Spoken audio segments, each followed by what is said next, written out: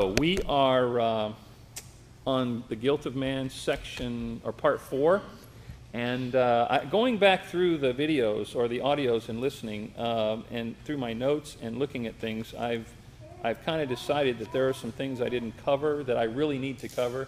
Now, I know these are not in sync. These probably should have been covered in the first 2 or 3 lessons, but my lesson plan is, somewhat being altered as I move through this, because there are a lot of things that I'm trying to do this within a year, and it's just not probably going to happen, but we're going to try.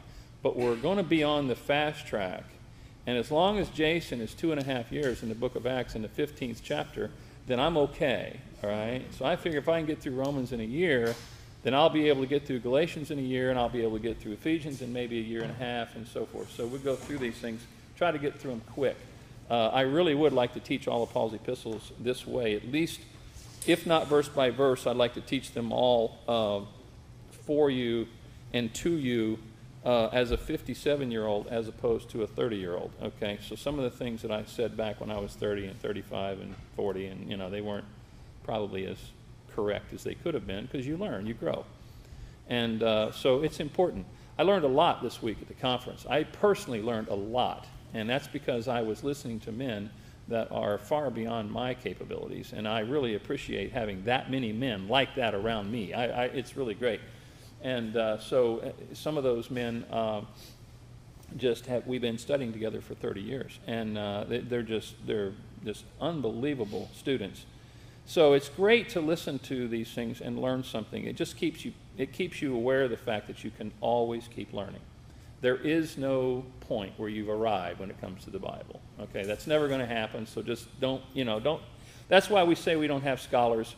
We don't believe in that sort of thing. We're just Bible students, and we just keep on learning. Romans chapter 1, 2, and 3 have been basically the subject matter and will be the subject matter until we get through the end of chapter 3. Now, that's a lot of work yet. That's going to be a ways. But Romans 1, 2, and 3. Some of the things that we talked about, I kind of missed a few things, and I want to talk to you about it. Romans chapter 1, 2, 3.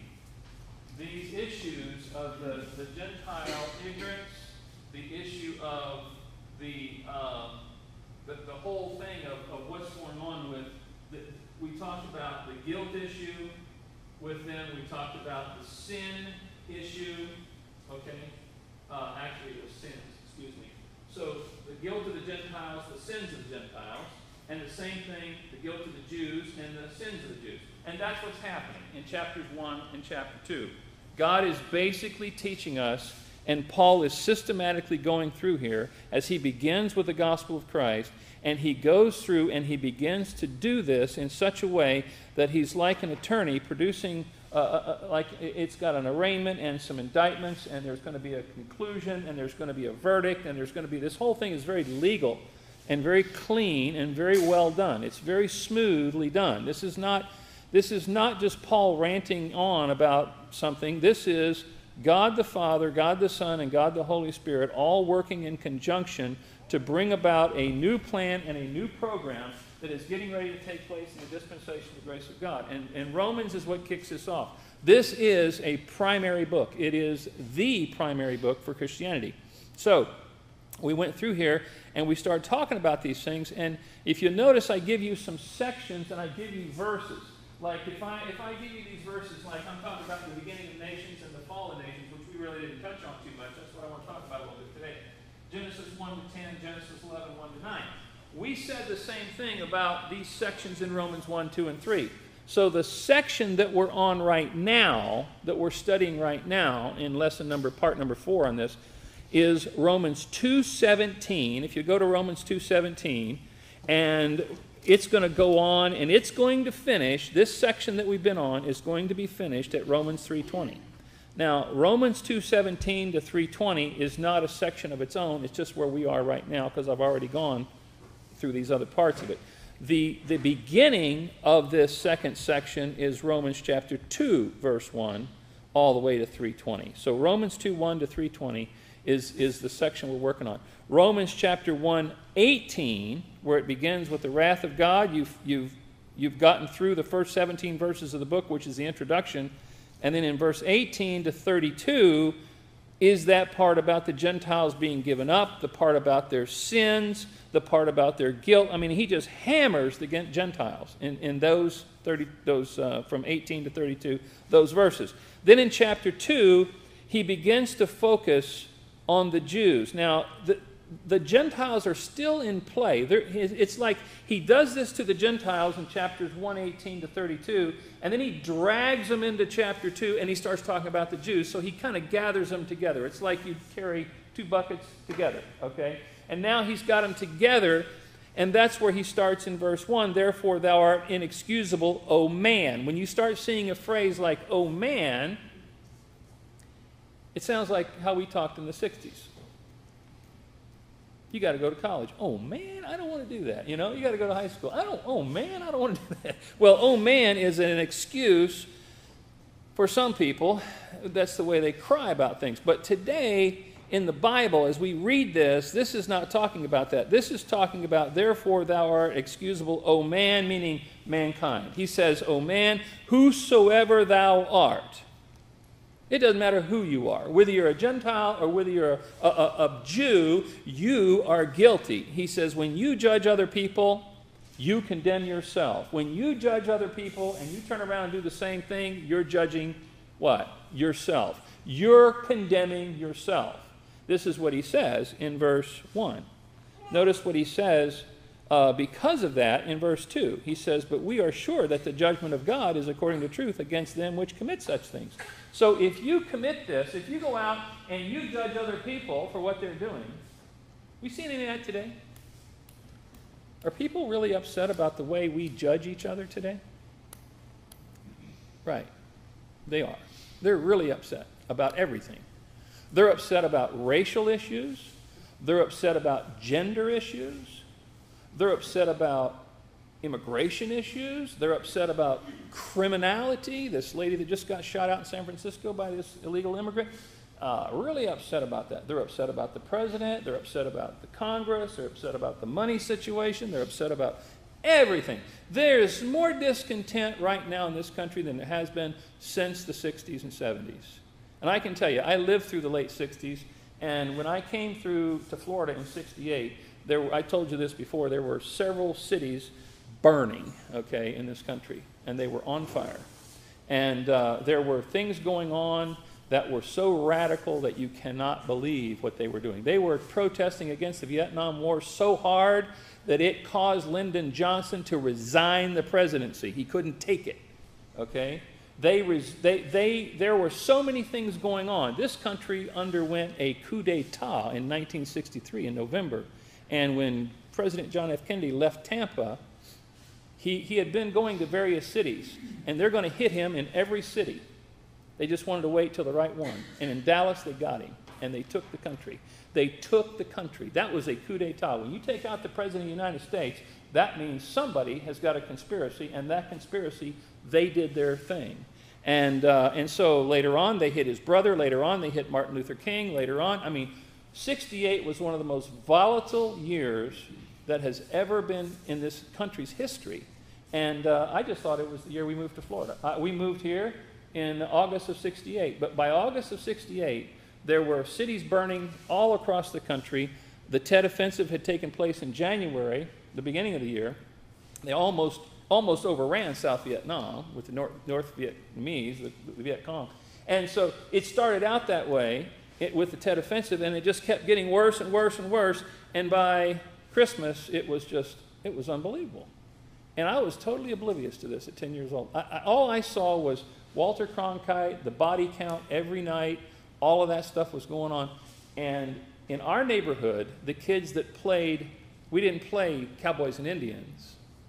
Up north, we used to play Cowboys and Indians when I was growing up. We played on horses. And we would run around on horses and play Cowboys and Indians. Or we'd play out in the woods like Cowboys and Indians, that kind of stuff. Down here, the game changed. So when I moved here, a kid down the street handed me an M16, only it was a plastic squirt gun version, okay? And now the battle is between the American soldier and the Viet Cong. And there were teams in the neighborhood. And we actually did that stuff. We played in real time. We played out what was playing out on the TV. And my brothers, when they were growing up, I have pictures of them standing in front of my dad took pictures of them standing in front of the Christmas tree, and they're both decked out in Army gear. It was all World War II stuff, you know. It looked just like a World War II soldier. And all that old Army gear that they used to have, they had full-blown uniforms, helmets, everything, the whole gig. I mean, both of them. And as they grew out of all that stuff, I inherited it, and so I had all that stuff. And you look at what's going on around us, and everybody is upset about everything. And all of these things that are going on is because there are cycles of operation happening in the nations.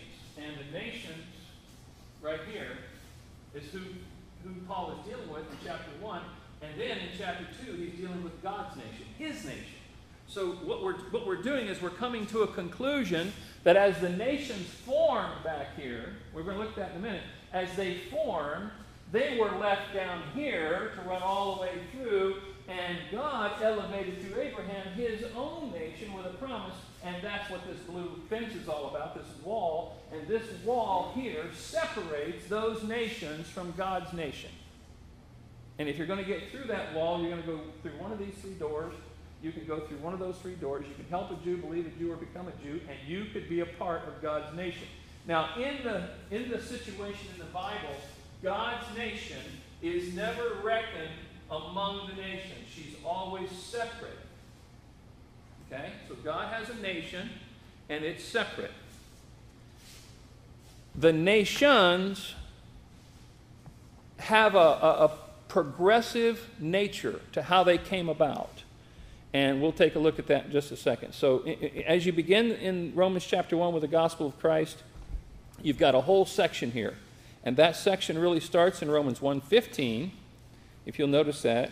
So as much as in me is, I am ready to preach the gospel to you that are at Rome also, and I'm not ashamed of the gospel of Christ. So you see the term there. That runs all the way to chapter 5, verse 20. Okay, so that's one section. So these sections are actually kind of overlapping and so forth. So you have to kind of be careful depending on what subject you're talking about. The power of God in the gospel is only 2 verses. Look over here at Romans 1 and look at 15. It's 3 verses, excuse me. Verse 15, which I just mentioned, then 16. For I am not ashamed of the gospel of Christ, for it is the power of God unto salvation to everyone that believeth, to the Jew first, and also to the Greek.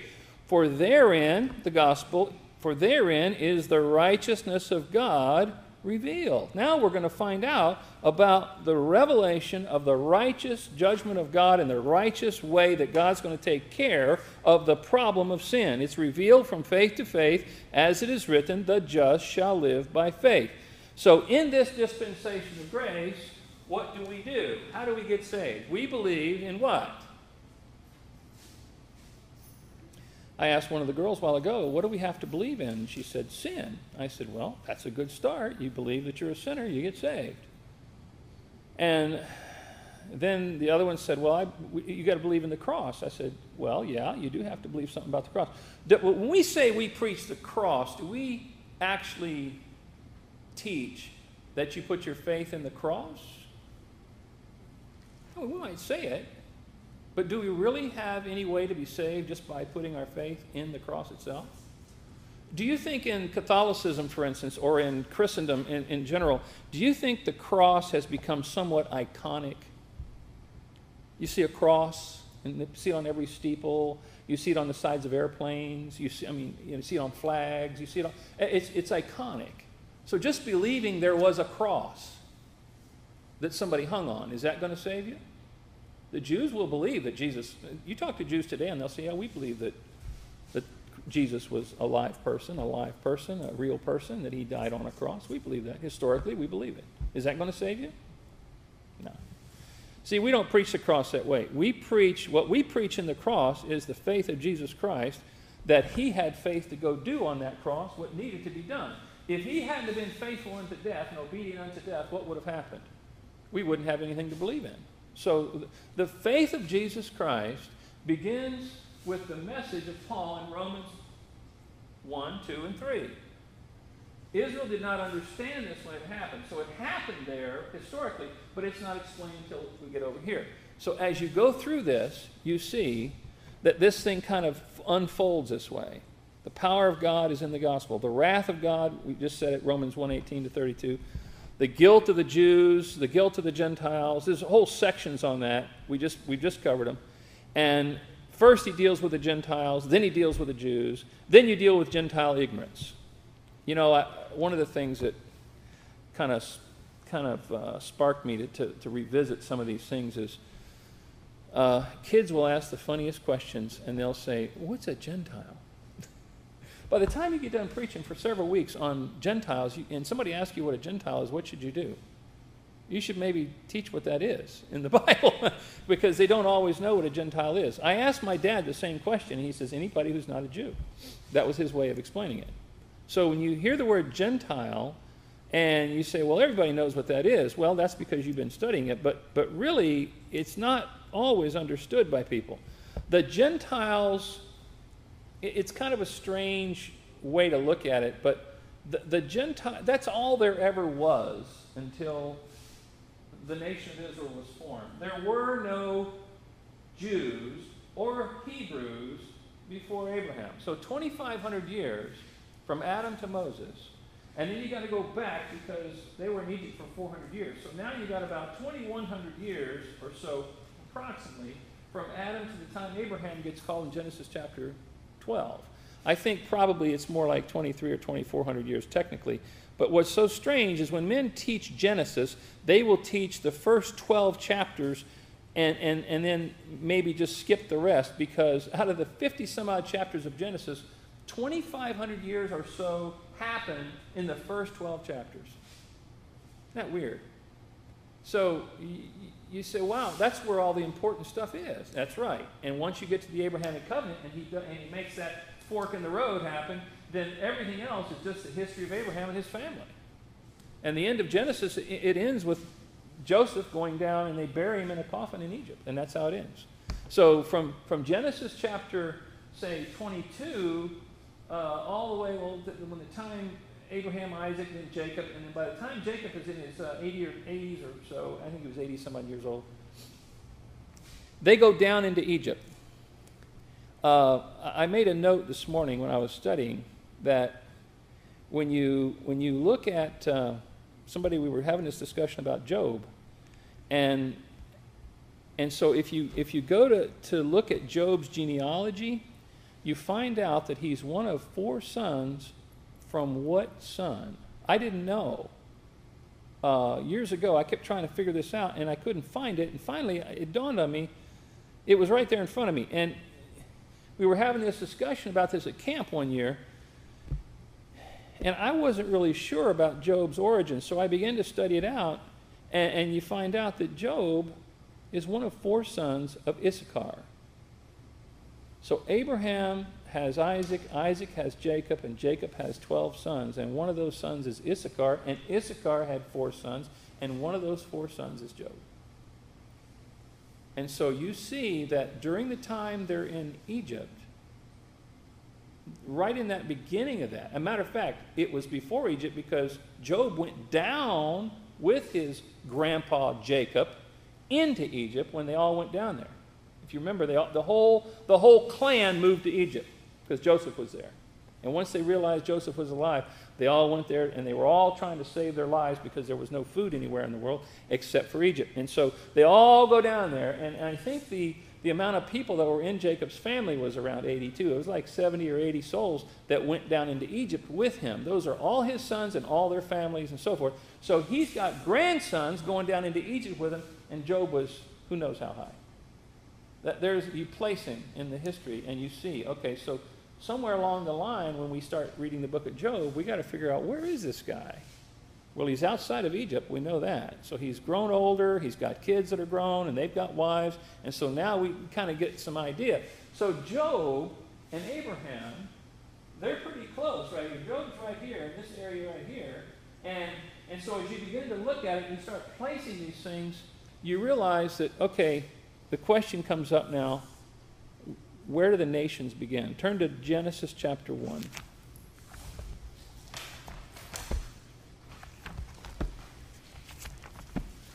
and turn to Acts chapter 17. So we'll just do a brief thing on this real quick, and then we'll...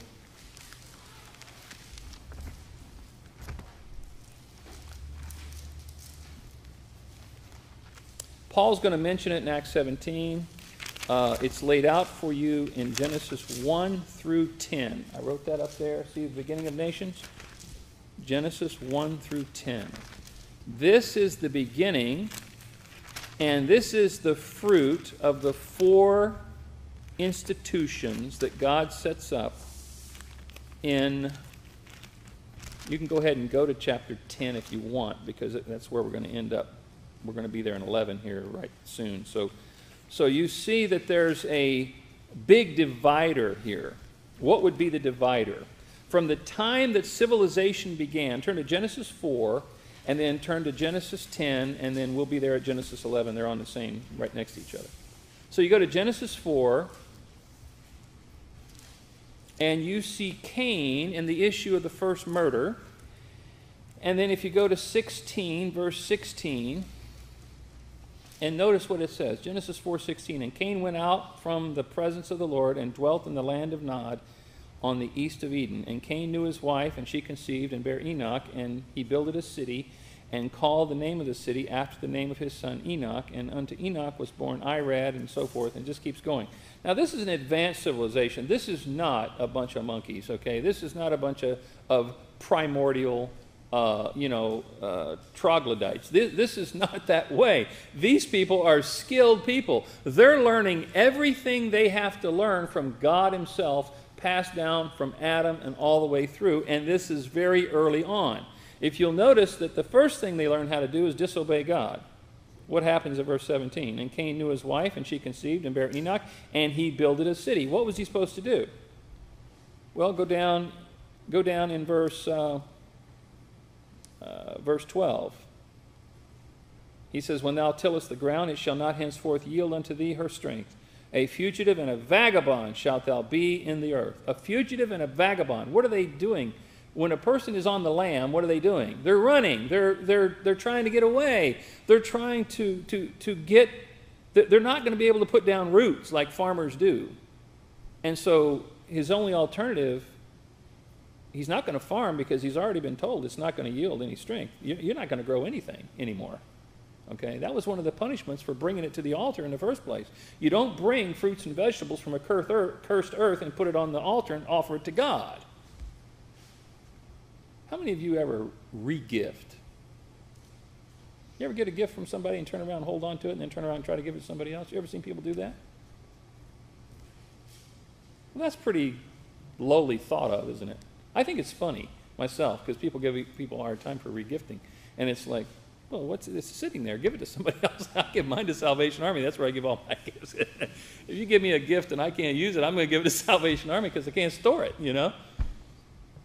That's the beauty of having a small home. You got an excuse to get rid of everything, and it works, okay? I can tell you that I couldn't have a big enough house to hold everything my kids and family want to hold on to. Okay, if you don't make those trips, you know what's going to happen? It's just going to be there, okay? You're going to start re-gifting. Person says, I gave that to you last Christmas. You say, yep, and I'm giving it right back. Have you ever seen people that have gifts that they pass around the family like that and make a joke? You know? Yeah, it's kind of funny because, you know, the funny-looking lamp or the funny statue or the goofy thing, and each year they wrap it up and give it to somebody else as a joke. Well, it is kind of funny, and it's not a bad thing. It's just that when you bring the wrong gift to God, what is he going to do? Well, in God's case, he gave him opportunity to what? To do the right thing, and he wouldn't do it.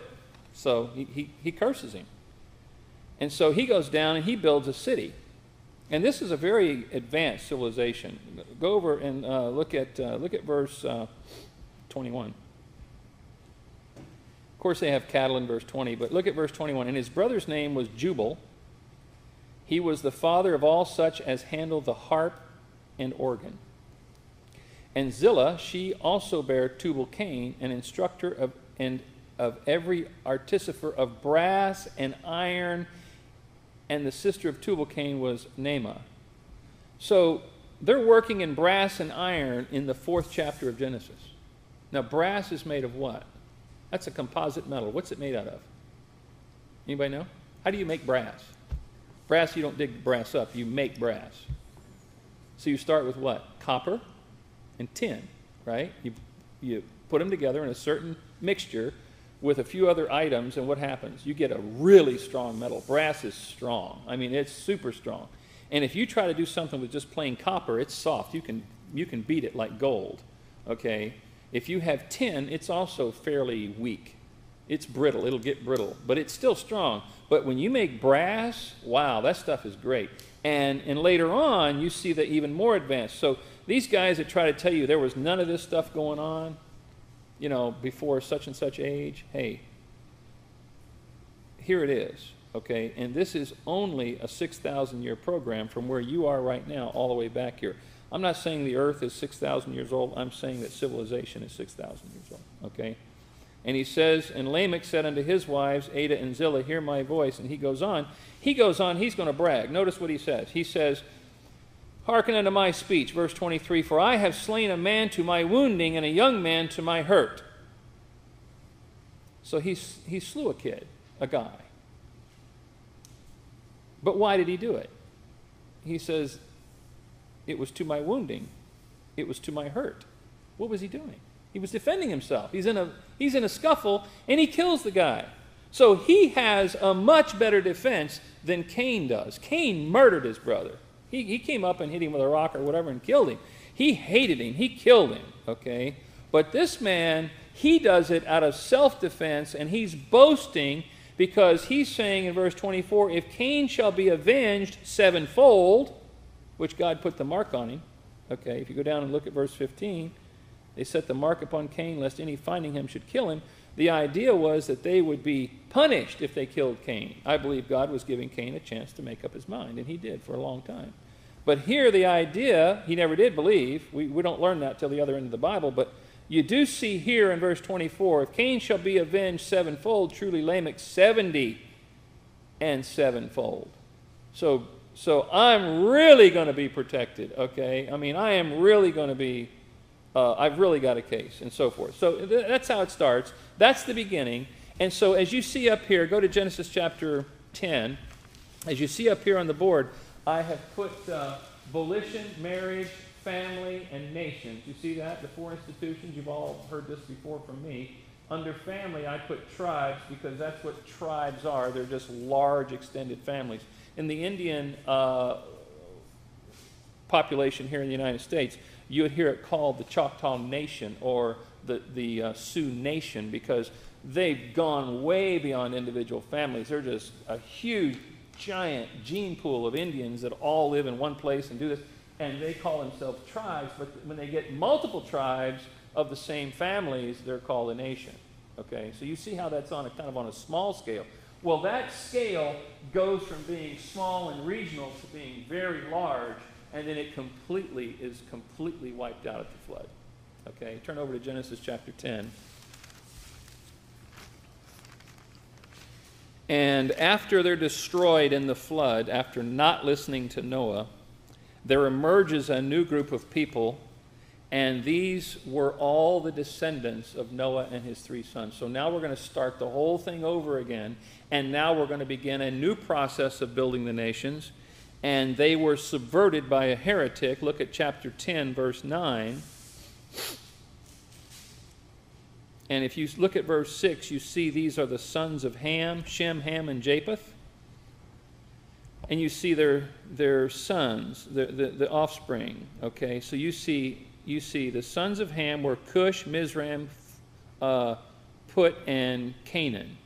And then down in verse 9, you see that or verse 8, you see, and Cush begat Nimrod. You see that? He began to be a mighty one in the earth. So he's rising in stature. Verse 9, he was a mighty hunter before the Lord. He hunts men, by the way. And he's a picture here, and we'll find this out later on. He's a picture here of the Antichrist, okay? So we see here, wherefore it is said, even as Nimrod, the mighty hunter before the Lord, and the beginning of his kingdom was Babel. And Babel turns into Babel, okay? So Babel is Babel. So you see that when you hear somebody going, He's a babbler. This babbler. They'll talk about a guy who's babbling on about something, or a babbling brook. That all comes from the Tower of Babel. But it comes on as Babel. And also Erech and Akkad and Calneh and the land of Shinar. So he was a mighty guy, okay? And if you'll notice that out of these things, verse 11, out of that land went forth Asher and builded what? Nineveh and the city of Rehoboth and Calah. And so Nineveh was probably the largest city in the ancient world. It had walls that were 100 feet plus high and 40 to 50 feet wide. Now that's the Sunshine Skyway from the water to the pavement, okay, on the bridge at the very top where you're driving across. That's about 100 feet right there. And then you have 40 feet wide, which is about the width of this room right here, or maybe this way, 40 feet.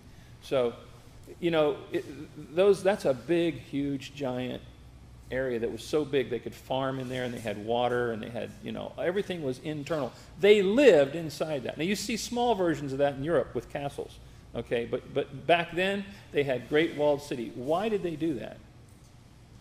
Why were they so big? Why were the walls 100 feet? Why do you need a 100-foot wall to keep a 6-foot, 7-foot guy out? Because the guys weren't 6 foot or 7 foot. Some of them were 9 and 10 foot, okay? And they could scale those walls, and they could get over.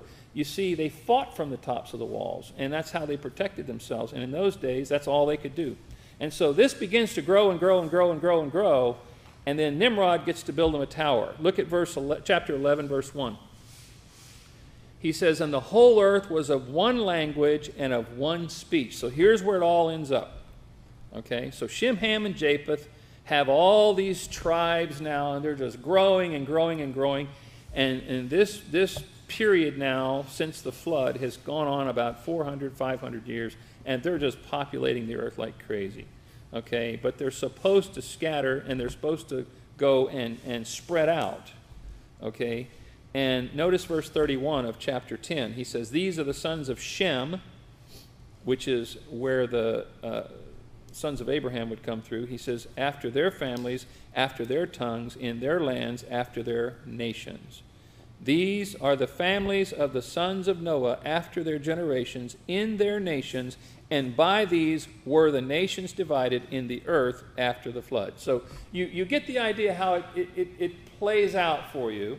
And it comes up to a peak. The flood kills them all. The judgment of God gets them all, except for Noah and his 3 sons, their 3 wives, and his wife. The 8 souls come through, and now they start all over again. And this is what happens. Now look at 11:1. It says, and the whole earth was of one language and of one speech. Now this is very important. One language, one speech. Not multiple languages. One language, one speech. And it came to pass, as they journeyed from the east, that they found a plain in the land of Shinar, and they dwelt there. And they said one to another, let us go, let us make brick and burn them thoroughly. And they had brick for stone, and slime had they for mortar. So evidently, the plain of Shinar had plenty of slime, had plenty of pitch. We would probably call that tar pitch. Like the La Brea tar pits out there where you live in California, they have those tar pits. Well, when you use tar and fiber, like hay or straw or whatever, and you put bricks together with that, and you get all that built, and you smear that stuff all over the top, you know, all over the thing, and then you mortar that over, you know what's going to happen? It's going to be strong. And they're going to build, and they built themselves a tower, okay? And they said, go, let us build us a city and a tower, whose top may reach unto heaven, and let us make a name, lest we be scattered. Now, God told them to scatter and replenish the earth. God told them to do that, and what's happened now is they don't want to scatter. They're doing the same thing they were in Genesis 4. Instead of going and being a vagabond and you know, and moving around, what does he do? He goes and he formulates something that God told him not to do. In the Bible, the concept of a city is not something God designed to happen, okay? Man started the idea of the city. Now, it doesn't mean that God doesn't use cities and so forth, because really, when you look at the battle between Satan and God, it's really the tale of 2 cities, isn't it? It's between Babel and Jerusalem. It's between Babylon and Jerusalem. So in the book of the Revelation over here, who's running the whole thing? The whore of Babylon is running it. And it's Babylonian, see? It is the distinction here, because this man is a hunter of men, the distinction and the fame of Babylon is not the Hanging Gardens, the seven wonders of the world, or the city itself that later became Babylon. It was the tower. The tower was the idolatry. The tower was the worshiping of the creature rather than God. They had left God, and 400 or 500 years after Noah, you could see why they could easily do that, okay? And so they've left Noah's God, they've left God, and they're now worshiping the creature rather than the Creator. They are doing this through the power of the zodiac. The zodiac is what we would call the witness of God in the stars of the plan and the story of redemption. And God has a big cyclical panorama. We would probably, kind of look at it as a big map, really. But it's a star map in the sky. If you look up there, at camp we were looking at the stars a lot because you can see them better out in the woods. It's not as, bright from the city lights. And we're looking at the Big Dipper and the Little Dipper and the Pleiades and Three Sisters and all these different things, and they're just so perfectly laid out. But you're only looking at one big little bit of it in the sky. When you really start studying the zodiac and you see the beginning of that starting with Virgo and the end of it ending in Leo, you realize that from the Virgin Mary to the Lion of the tribe of Judah, there is a story out there, and it involves an archer, and it involves all kinds of things. A guy gets wounded, and you can see all this stuff. Now, in order to understand what's going on, they would take the stars and they would draw lines like connect the dots, and then they would get the figures. You ever done connect the dots when you play in a book? Yeah, that's what they did. So they're looking up there at those things, and they're laying out there on the hill with their sons and their families, and as those stars during times of the year, they're moving across the sky, and they're looking at them, and they're telling the story annually all year long. They've got no written Bible. They've got God's Word directly spoken to whoever he was speaking to. And then they've got the witness that's up there in the stars. Now, where did it all originally come from? Well, it started with him talking to Adam and Eve and passing this information on. This thing was passed on from generation to generation to generation, but when you get to the ark, what happens? It finds itself only passed on to these four men. And then these four men get off the ark, and it's pretty amazing what they must have learned and what they must have known, because they produce an entire giant civilization from those four men. And look at all the things they began to do, okay? So you have these people coming off the ark, and they go to different areas of the world, okay? They go to different areas. Turn over to Acts chapter. Hold your place there. We're going to come right back there. Turn to Acts chapter 17.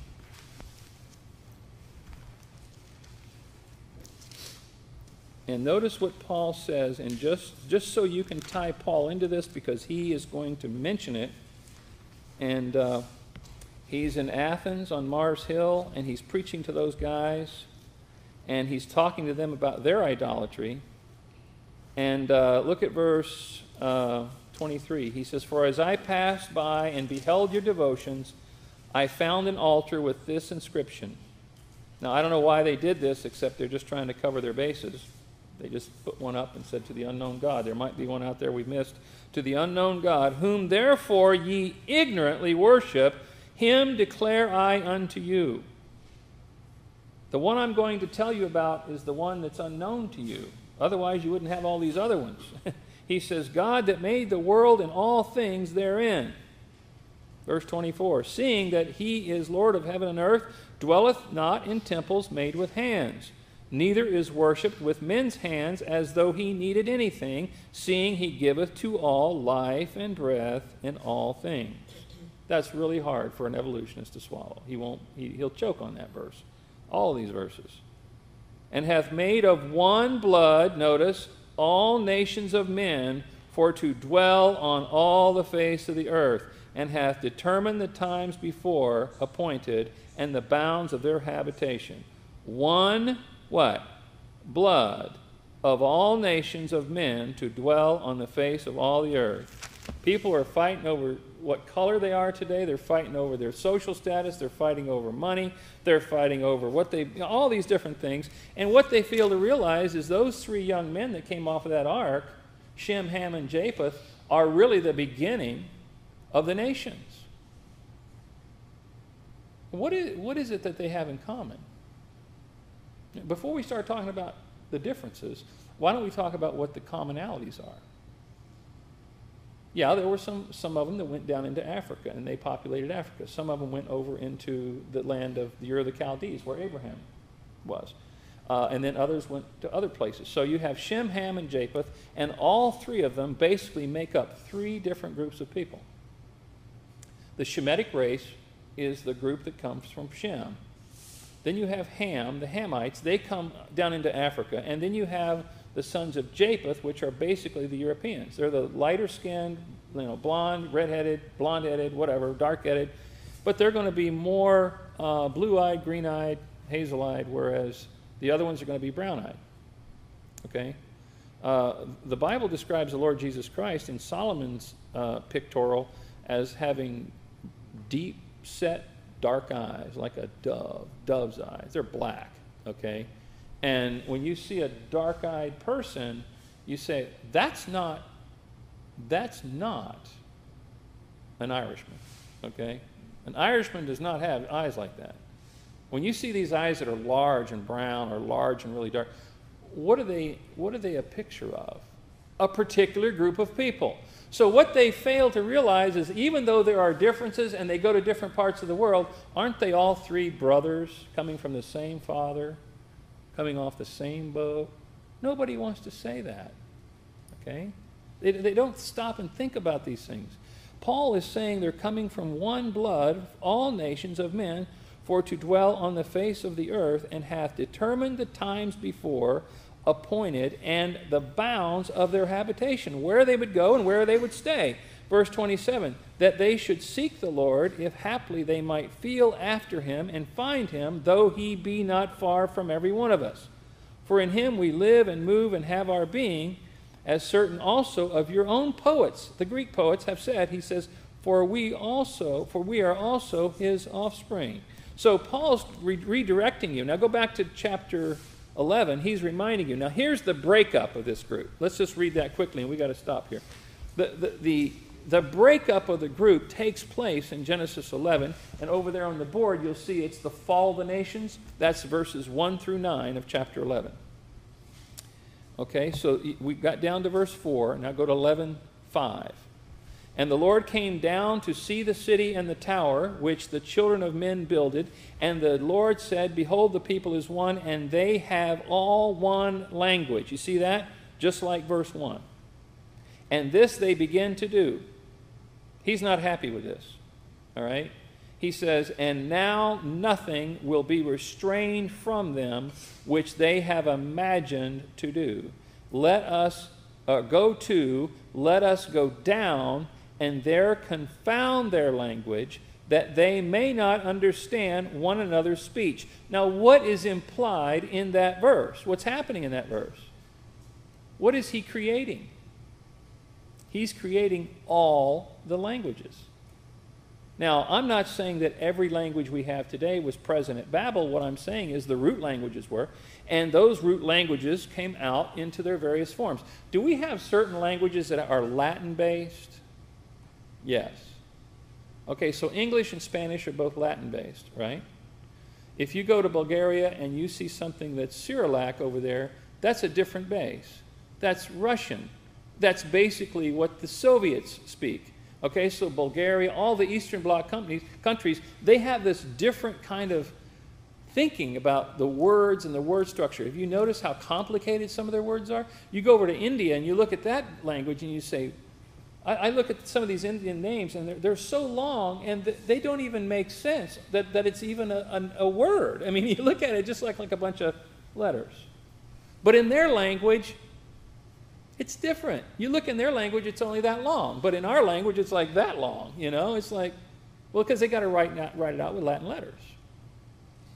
So And it doesn't even make sense grammatically. I tried to say words in Bulgarian. It took me 10 times to try to say the word. And Nick says, all you have to do to speak Bulgarian is put a handful of pebbles in your mouth and then just speak. And that's how you do it.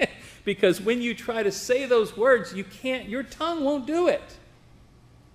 But yet we hear people speak Italian and Spanish, and they speak it so fast, we can't understand it so quickly. How do they do that?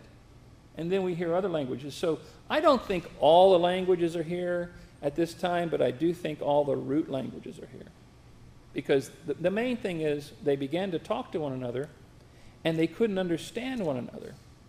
And as they couldn't understand one another, they would seek out other people who were speaking the same language, and that group of people would stay together, and then they would go. And wouldn't you naturally gravitate to somebody who could speak your language? I mean, if you went to Italy and you couldn't speak Italian, wouldn't you seek out somebody who says, that can speak English? Sure you would. You want to find somebody who could speak English, and so you could communicate. In Bulgaria, there was nobody speaking English over there. We went over into I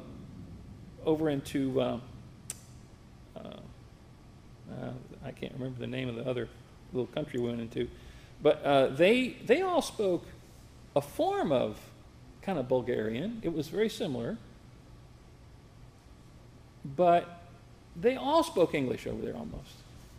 But some of them couldn't, but they could understand it, which was confusing to me. How could you understand it and not speak it? Well, they recognized the words because their kids were saying these things to them, okay? So they knew what certain words meant, but they didn't actually learn those words. So the kids are speaking English and the other language, and but the parents could understand what I was saying, but they would really struggle to try to get it out in English because they don't speak English technically. Fascinating. And so now what God does is he does this to drive them away. Okay, if you'll notice verse 8, he says, so the Lord scattered them abroad from thence upon the face of all the earth, and they left off to build the city. They quit. Therefore is the name of it called Babel, because the Lord did there confound the language of the earth. And from thence did the Lord scatter them abroad upon the face of all the earth. So you see it as Babel here in Hebrew, and then you'll see it called Babel back from the Greek over in the New Testament. Now, this is the beginning of the fall of the nations. They fell right there, meaning that they were scattered.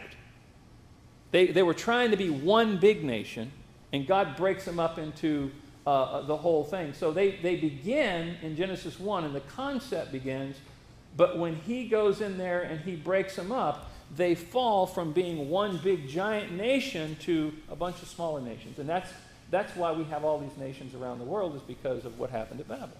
Okay? Now, that's fairly easy, right?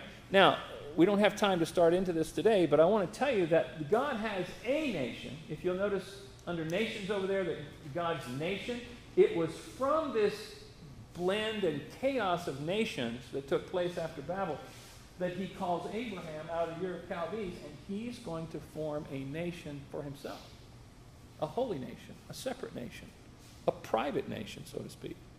And they grew and grew and grew and grew until they reached the apex, and their pinnacle was reached over here under King David and Solomon.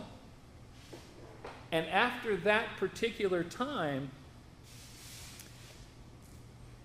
it got to the top, and it fell apart. Because of what happened with Solomon's sons, and following the death of David and the reign of Solomon for 40 years, the thing fell apart, and it deteriorated down into idolatry. Solomon brought the idolatry into Israel through the wives of the other nations. He married into those families. And as he did, they brought their idols with them, and they brought their religions with them. And now, instead of having this wonderful, beautiful place that everybody kept coming to look at the wonders of God, it began to be infested with idolatry. And then God took them, and he judged them and took them down into Babylon. And there they stayed for 70 years as a slave system, just like they did in Egypt before. And so after that, they came out, and that's where we'll get into that later about in the book of Daniel, because that's where the political power of the nations was now officially taken away from the one nation who had it, and then it was given to the Persians. And that's where you see the beginning of all of that, where the Gentile world nations now begin with Persia. Persia gets conquered into two, and then it becomes Medes and Persians, the Medo-Persian Empire. And then that group is conquered by Alexander the Great, and then the Greek Empire comes along, and then finally Greece is conquered by Rome, and then so forth. You see how the whole thing begins to build, and that the political thing is so powerful. And that's what we have now, and that is described as the times. If you look under that fall of nations there, you see the times of the Gentiles. That's where we are right now. We are still in that part of God's program. We're in the times of the Gentiles right now. Look at Luke chapter 21, and we'll stop with this verse right here. Luke 21.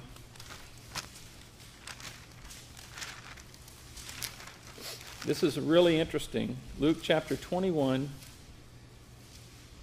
We live in the times of the Gentiles. We do not live under a single solitary nation that God is controlling, that we call the nation of Israel. That's not happening today. Luke chapter 21 and verse 24.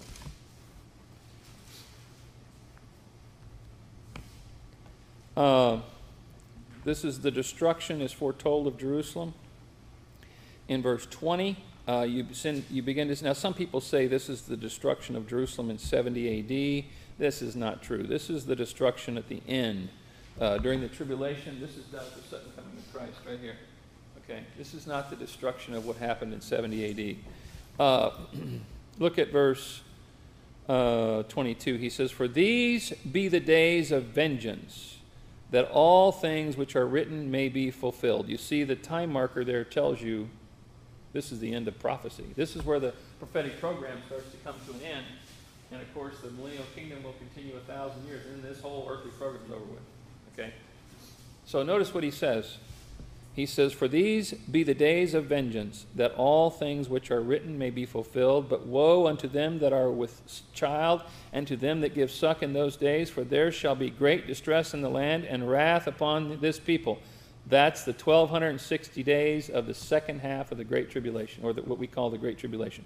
"And they shall fall by the edge of the sword, and shall be led away captive into all nations, and Jerusalem shall be trodden down of the Gentiles until the times of the Gentiles be fulfilled."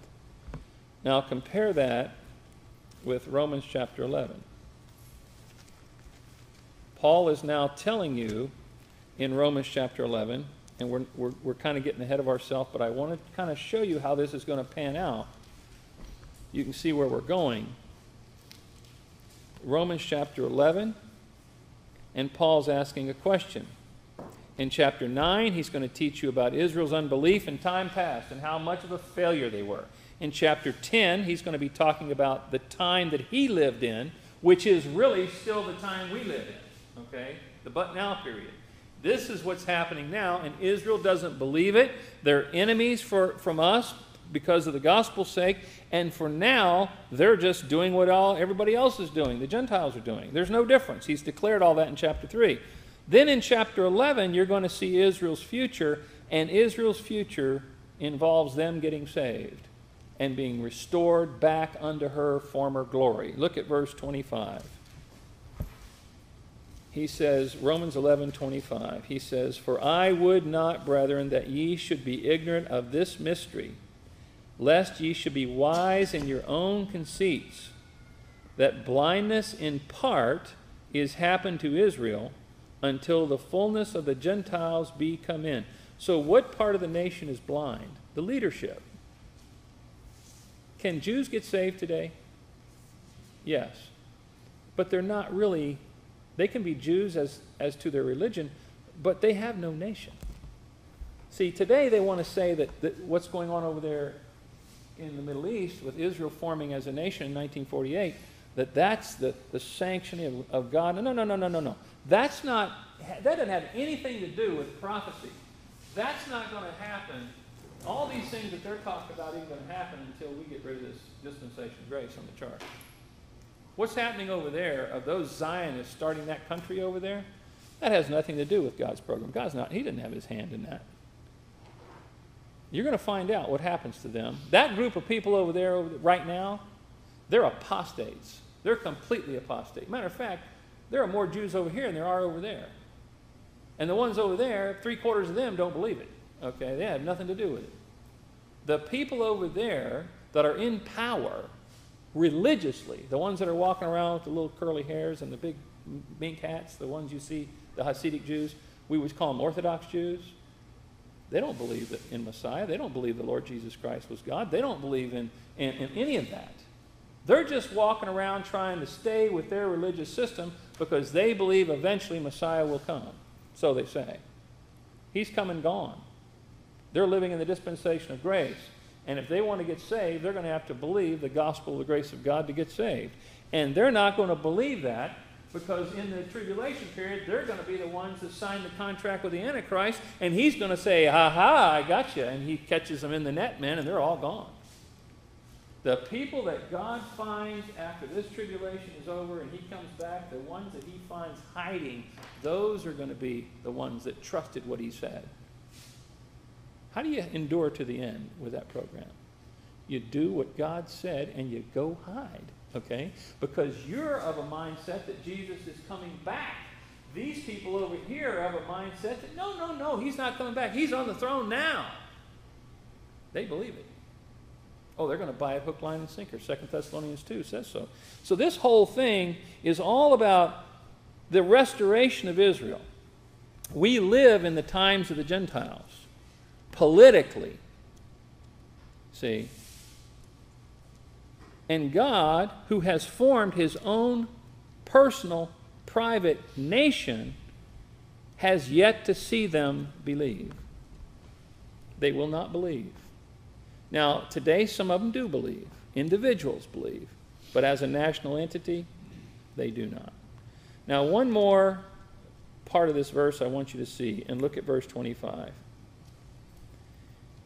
He doesn't use the term times of the Gentiles here. Notice the term that he uses in verse 25. For I would not, brethren, that ye should be ignorant. I'm in verse 25 of chapter 11. That ye should be ignorant of this mystery, lest ye should be wise in your own conceits. So now Paul's going to talk to you about mystery truth, and he is going to bring it up, and he's going to talk to you about it because in this mystery program, he says, I want you to understand something, and there's something about your identity here that he wants you to learn. He says, I don't want you to be ignorant of this mystery. He says, lest you should be wise in your own conceits, meaning that you're thinking you're Israel when you're not Israel. This is a big problem for Christendom today. This is why they're hanging out in Matthew, Mark, Luke, and John preaching the wrong gospel, is they think they're spiritual Israel. There is no such thing as spiritual Israel today. It does not exist. And it will never exist until the Lord Jesus Christ comes back, and then the whole nation's going to get saved. They're going to believe on him. Finally, he says that blindness in part of them, the bulk of them, I would say, are blind. But some can get saved. We just said it in Romans chapter 1, to the Jew first and also to the Gentile. Can the Jew get saved today? Yes. He made a difference back here between Jew and Gentile to prove there's no difference. And now he's concluded all in unbelief, and that's what chapter 3 is going to tell us when we get to it. But notice what he says. He says, blindness in part has happened to Israel until the fullness of the Gentiles be come in. So what's the difference between the times of the Gentiles, where just the Gentile nations are running the world, and the fullness of the Gentiles? The fullness of the Gentiles is the dispensation of the grace of God right here, where God is primarily saving Gentiles today, some small part Jews, but mainly the Gentiles today of the world are being saved are being put into the church, the body of Christ, so they can go out into heavenly places.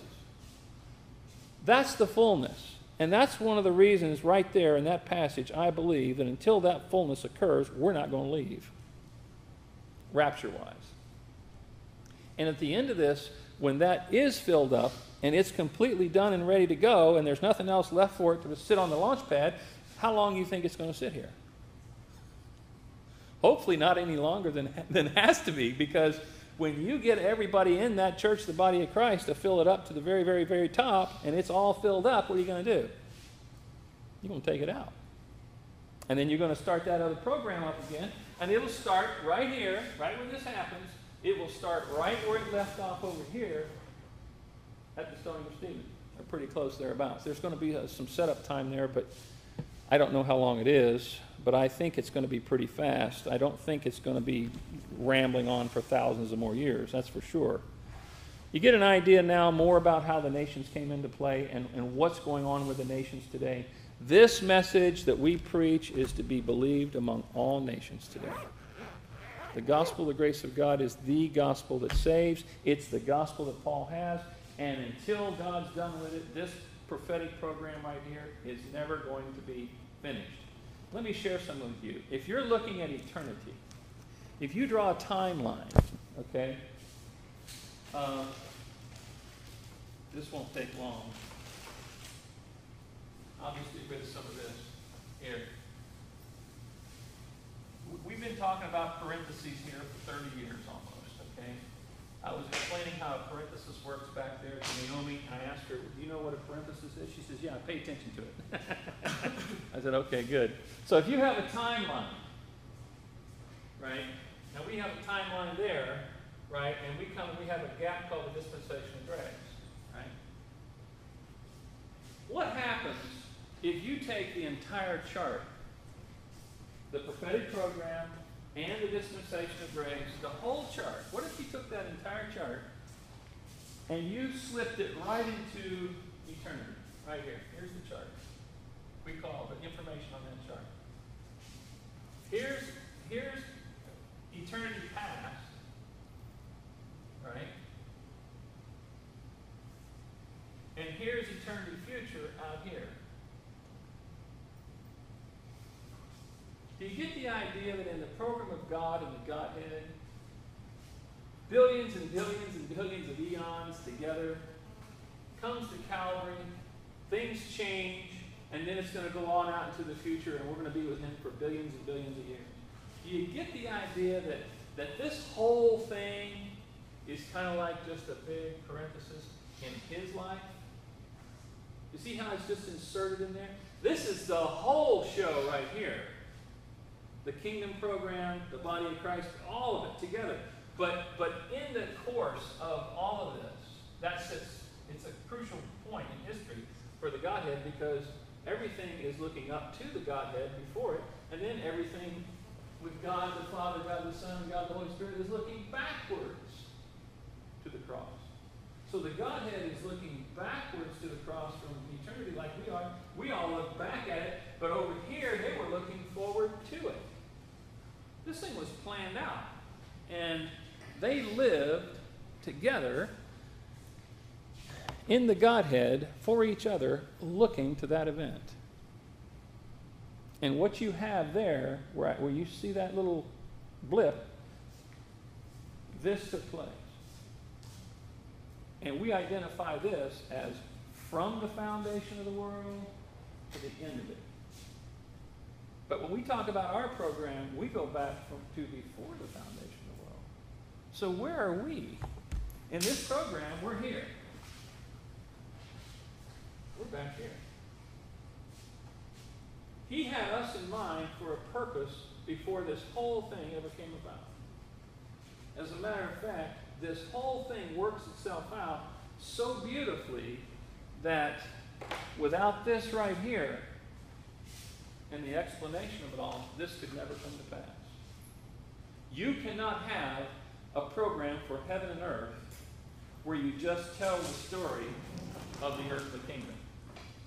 You can't do it. If you're not going to fulfill the program in the heavenlies, then the heavenly government has nobody to run it. You see how we're such an important link in this whole thing?